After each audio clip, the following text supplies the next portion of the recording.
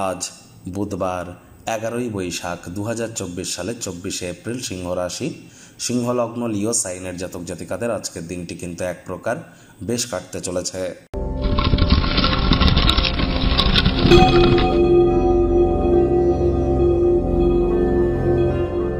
ভিডিওটির শুরুতেই স্ক্রিনে আপনারা দেখতে পাচ্ছেন বুধ গ্রহের বীজ মন্ত্র ওম ব্রাং ব্রিং ব্রং স বুধায় নমঃ।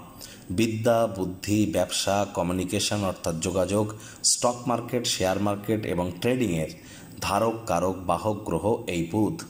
আর বুধকে মজবুত করবার জন্য বুধের বীজমন্ত্র সকাল, দুপুর, সন্ধ্যা 3 বেলায় 108 বার করে জপ করুন, অত্যন্ত উপকৃত হবেন।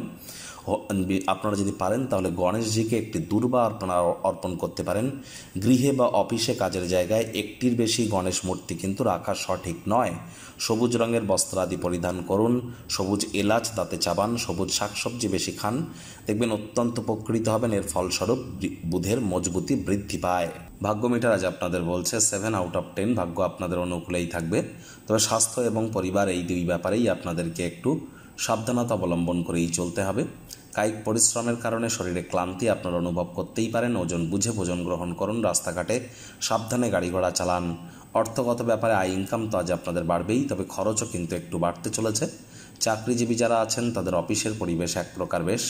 বস কলিগদের সাথে ভাব ভালোবাসা বাড়বে, কর্মে গতি অনুভব করবেন। নিজের মেধা, দক্ষতা, ট্যালেন্টের দৌলতে প্রশংসার পাত্রপাত্রীও আজ আপনারা হতে চলেছেন।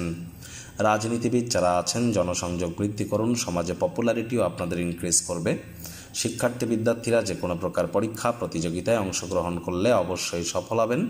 উচ্চশিক্ষার জন্য যারা বিদেশ যাত্রার কথা ভাবছিলেন, ভাগ্যদেবীও আজ আপনাদের পক্ষেই আছেন।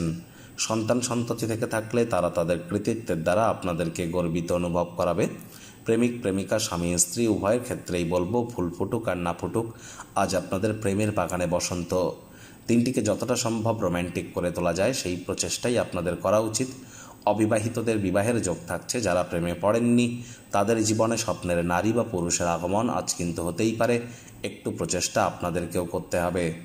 আজ যারা পরিবারের সদস্যদের থেকে একটু দূরে থাকা উচিত, বিশেষ করে যারা আপনাদের কাছে সবসময় টাকা পয়সা ধার চায়। অবাঞ্ছিত ঝামেলা আজ এড়িয়ে চলুন।